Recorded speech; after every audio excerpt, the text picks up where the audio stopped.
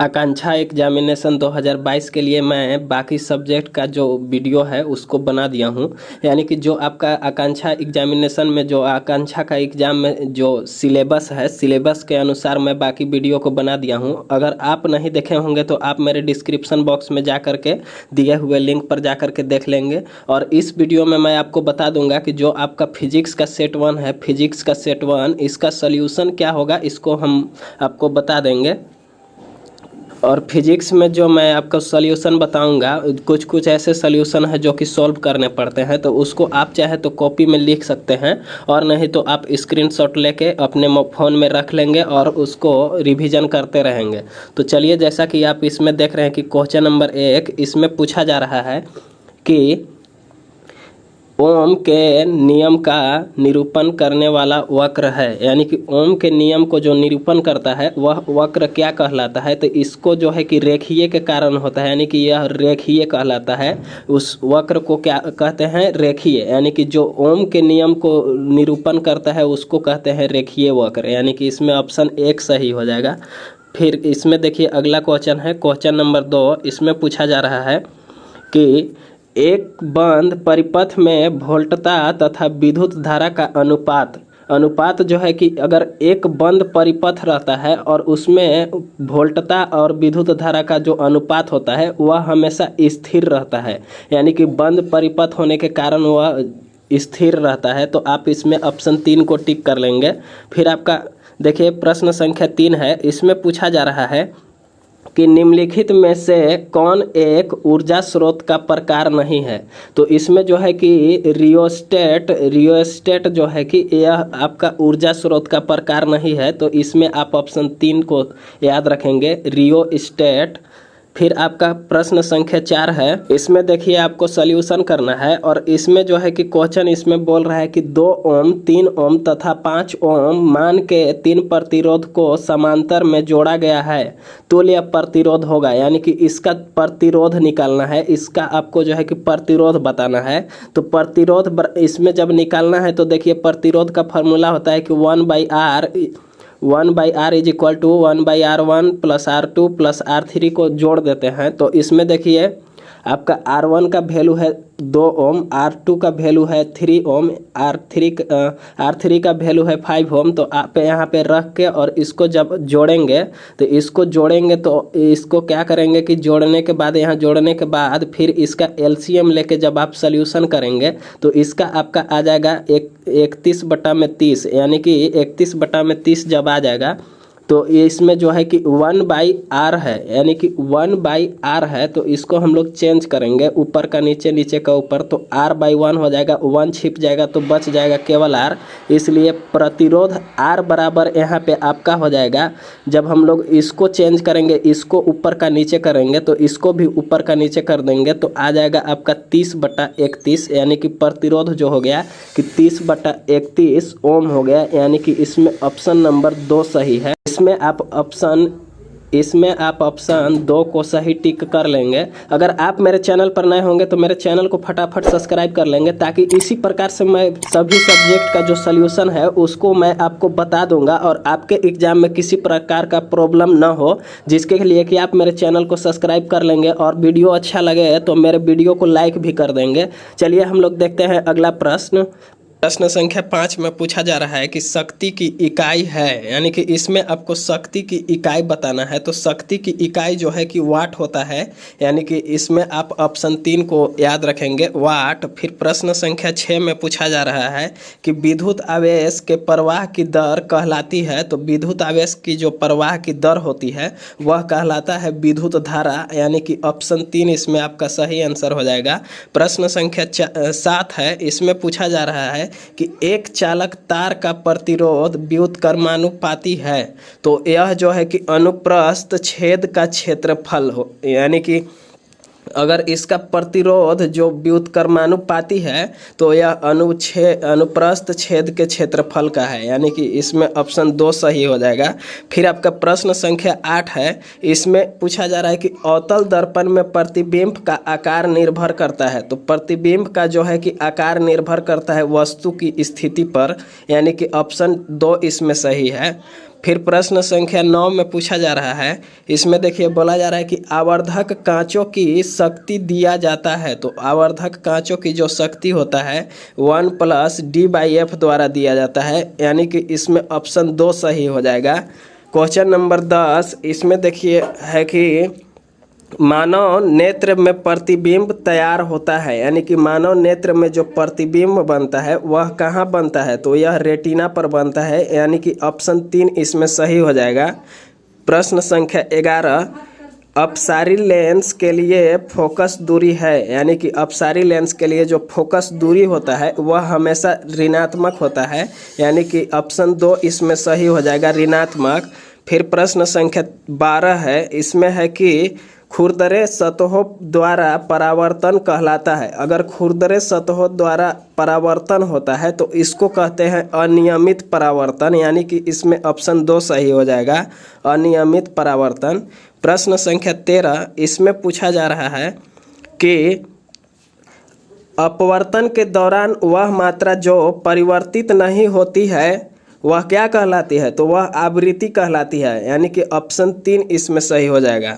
प्रश्न संख्या 14, इसमें है कि नेत्रिका की तुलना में यौगिक सूक्ष्मदर्शी में अभिदृश्यक लेंस में है, तो अभिदृश्यक लेंस में हो जाएगा आपका छोटी फोकस दूरी, यानी कि ऑप्शन 3 इसमें आप सही कर लेंगे टिक, और फिर इसको याद रखेंगे छोटी फोकस दूरी। प्रश्न संख्या 15 है कि समकोण प्रिज्म का एक कोण होता है, तो समकोण प्रिज्म का जो है कि एक कोण होता है 45 डिग्री का। इसमें समकोण का मतलब 90 डिग्री नहीं बताना है, प्रिज्म में हमेशा 45 डिग्री का ही बनता है, तो आप इसमें ऑप्शन 2 को याद रखेंगे।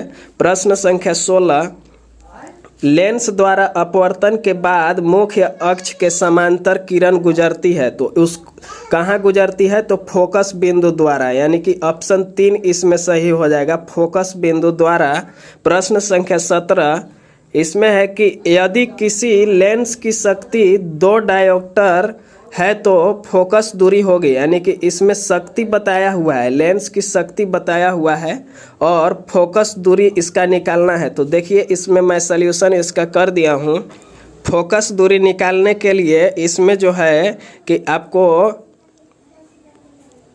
F = 1/p होता है, आप जानते हैं कि फोकस F = 1/p होता है, तो इसमें 1 का 1 हो जाएगा और p यानी कि शक्ति आपका दिया हुआ है, कितना दिया हुआ है 2, तो जब इसको आप काटेंगे तो 0.5 आ जाएगा, यानी कि इसमें आपका सही आंसर ऑप्शन 1 हो जाएगा। इसमें आप सही आंसर ऑप्शन 1 को टिक कर लेंगे, 0.5 मीटर के पावर में -1। फिर आपका प्रश्न संख्या 18, इसमें पूछा जा रहा है कि आपतन कोण sin i तथा अपवर्तन कोण sin r का अनुपात है। जो आपतन कोण sin i है और अपवर्तन कोण sin r, तो इसका अनुपात बताना है। तो अनुपात जो है कि यह किसके नियम से आया है, तो यह है स्नेल के नियम, यानी कि ऑप्शन 4 इसमें सही हो जाएगा। और ये आपका पूछा जा सकता है, VVI में आप याद रखेंगे। अगर आप मेरे चैनल पर अभी तक नए होंगे तो मेरे चैनल को फटाफट सब्सक्राइब कर लेंगे और मेरे इस वीडियो को लाइक भी कर देंगे। फिर देखिए प्रश्न संख्या 19 में पूछा जा रहा है कि इंद्रधनुष तैयार होता है जब सूर्य प्रकाश परावर्तित होता है, यानी कि इंद्रधनुष तैयार होता है जब सूर्य का प्रकाश जो है कि परावर्तित होता है, तो वह क्या कहलाएगा, तो वह लाखों वर्षा बिंदुओं से, यानी कि जो आपका लाखों वर्षा बिंदुओं से ऑप्शन 2 है, ये आपका सही आंसर हो जाएगा। वर्षा के कारण ही है कि इंद्रधनुष बनता है। फिर आपका प्रश्न संख्या 20, इसमें पूछा जा रहा है कि अपवर्तनांक की एसआई इकाई है, तो अपवर्तनांक की एसआई इकाई इसमें से कोई नहीं है, इसमें आप ऑप्शन 4 को टिक कर लेंगे। ये ऑप्शन 3 ठे दिया हुआ है लेकिन इसमें से कोई नहीं है, ऑप्शन 4 इसमें सही हो जाएगा। प्रश्न संख्या 21, इसमें है कि प्रदत्त चित्र में प्रकाश किरण अभिलंब रूप से कांच के स्लैब पर पड़ता है, अपवर्तन कौन होगा, तो इसमें देखिए जो ऐसे पड़ रहा है इसका कांच पर अभिलंब, तो यह जो है कि यह कोण ऐसे सीधे पार हो जाएगा, यानी कि इसमें कोई कोण नहीं बनेगा, यानी कि कोई कितना भी डिग्री का नहीं बनेगा। तो ये आपका ऑप्शन 1 सही हो जाएगा, यानी कि 0 डिग्री का कोण। फिर आपका प्रश्न संख्या 22 है, इसमें है कि 20 सेंटीमीटर यानी कि 20 सेमी फोकस दूरी वाला उत्तल लेंस की शक्ति है। 20 सेंटीमीटर जो फोकस दूरी है उसका उत्तल लेंस की शक्ति बताना है, यानी कि शक्ति P बराबर बताना है। और इसमें आपका फोकस दूरी 20 सेंटीमीटर दिया हुआ है। तो देखिए इसका सल्यूशन क्या होगा। इसमें आपको फोकस F बराबर दिया हुआ है 20 सेंटीमीटर, यानी कि 20 सेंटीमीटर दिया हुआ है, सेंटीमीटर यहाँ पे है तो सेंटीमीटर दिया हुआ है, तो इसको मीटर में चेंज करेंगे, 100 से भाग देंगे तो 0.2 मीटर आ जाएगा। अब इसको हम लोग शक्ति निकालेंगे, यानी कि P बराबर, तो P बराबर होता है 1/F। इस पर जब बैठाएंगे तो 1 का 1 हो जाएगा और F का वैल्यू अभी यहाँ पे निकल गया 0.2, यानी कि 0.2 हो जाएगा। अब 1 को जो है कि यहाँ पे पॉइंट हटाएंगे तो ऊपर में 1 0 बैठ जाएगा, यानी कि ऊपर में 10 हो जाएगा और 10 को भाग देंगे तो 5 आ जाएगा। यानी कि इसका जो पूछा हुआ है लेंस का शक्ति, तो इसका जो 5 डायोप्टर आ जाएगा, यानी कि लेंस का शक्ति 5 डायोप्टर, इसलिए ऑप्शन 2 सही हो जाएगा। ए आपका प्लस में आया तो प्लस में 5 डायोप्टर सही हो जाएगा। प्रश्न संख्या 23 है कि निम्न में से कौन सा चित्र सही है। तो इसमें से जो चित्र आपका ए फर्स्ट दिया हुआ है ये आपका सही है। इधर से जाकर के ए इधर मुड़ जाता है और ऐसे मुड़ जाता है, यानी कि ऑप्शन 1 सही है। तो आप इसमें ऑप्शन 1 को याद रखेंगे, टिक कर लेंगे। फिर आपका प्रश्न संख्या 34 है कि किसी विद्युत धारावाही सीधी लंबी परिनालिका के भीतर चुंबकीय क्षेत्र जो है कि सभी बिंदुओं पर समान होता है, यानी कि इसका जो चुंबकीय क्षेत्र है सभी जगह पर सभी बिंदु पर समान रहता है, बराबर रहता है। इसमें ऑप्शन 4 सही हो जाएगा। प्रश्न संख्या 25, इसमें पूछा जा रहा है कि ट्रैफिक संकेतों में लाल प्रकाश का प्रयोग होता है, कारण। तो इसमें आपका ऑप्शन 3 सही हो जाएगा। इसका कारण है कि लाल प्रकाश सबसे कम परिकिरणित होता है, यानी कि ऑप्शन 3 इसमें आप टिक कर लेंगे। और इसी तरह से टिक किया हुआ आप PDF लेना चाहते होंगे तो PDF के लिए आप मेरे डिस्क्रिप्शन बॉक्स में जा करके और मेरे टेलीग्राम ग्रुप को ज्वाइन कर लेंगे, उसमें आपको PDF दे दिया जाएगा। और इससे पहले कि अगर आप मेरे चैनल पर नए होंगे तो मेरे चैनल को फटाफट सब्सक्राइब कर लेंगे और इस वीडियो को लाइक कर देंगे। देखिए अब प्रश्न संख्या 26 में पूछा जा रहा है, इसमें बोला जा रहा है कि मरीचिका एक उदाहरण है। मरीचिका किसका उदाहरण है। तो प्रकाश के अपवर्तन तथा कुल आंतरिक परावर्तन का उदाहरण है, यानी कि ऑप्शन 3 इसमें सही हो जाएगा। प्रश्न संख्या 27 है कि आकाश में तारे टिमटिमाते हुए दिखाई पड़ते हैं, जिसका कारण है। आकाश में जो है कि तारे टिमटिमाते हुए दिखाई पड़ते हैं, उसका मेन कारण होता है कि वायुमंडल द्वारा प्रकाश का अपवर्तन के कारण, यानी कि ऑप्शन 3 इसमें सही हो जाएगा।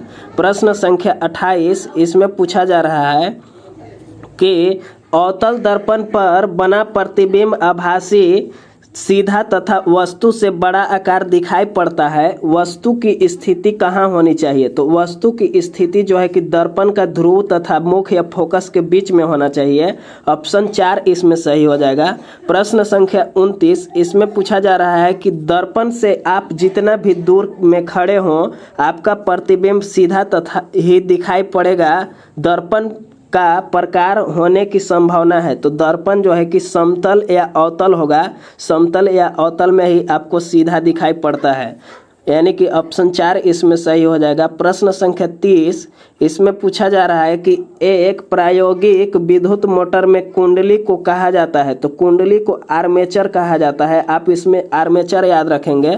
प्रश्न संख्या 31, इसमें है कि प्रोटॉन के निम्नलिखित गुणों में से कौन सा परावर्तित हो सकता है जब यह चुंबकीय क्षेत्र में स्वतंत्र रूप से चलता रहेगा, यानी कि इसका चाल हो सकता है, यानी कि ऑप्शन 2 चाल। प्रश्न संख्या 32, इसमें पूछा जा रहा है कि किसी चुंबकीय प्रेरण की परिघटना है। तो इसकी परिघटना है कि चुंबक तथा कुंडली के बीच में आपेक्षिक गति के लिए कुंडली में प्रेरित विद्युत का उत्पादन, यानी कि ऑप्शन 3 इसमें सही हो जाएगा।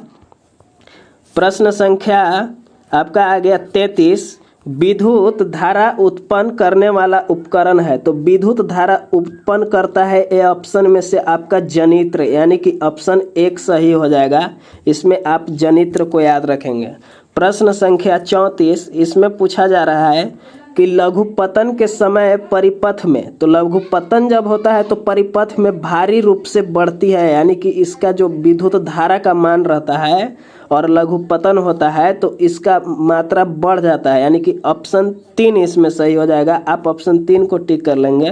प्रश्न संख्या 35, इसमें पूछा जा रहा है कि मायोपिया बीमारी से ग्रस्त व्यक्ति को सलाह दिया जाता है, तो उसको सलाह दिया जाता है कि अवतल लेंस का प्रयोग करने के लिए, यानी कि ऑप्शन 2। प्रश्न संख्या 36, इसमें है कि 6.2 ओम प्रतिरोध वाले प्रतिरोध को बहुत ही नगण्य प्रतिरोध वाले तार द्वारा 5 वोल्ट की बैटरी से जोड़ा जाता है। प्रतिरोध में प्रवाहित धारा 0.4 एम्पियर है। बैटरी द्वारा उत्पादित कुल शक्ति होगी, इसमें आपको कुल शक्ति निकालना है, यानी कि P बराबर निकालना है। तो देखिए इसका सोल्यूशन क्या हो जाएगा।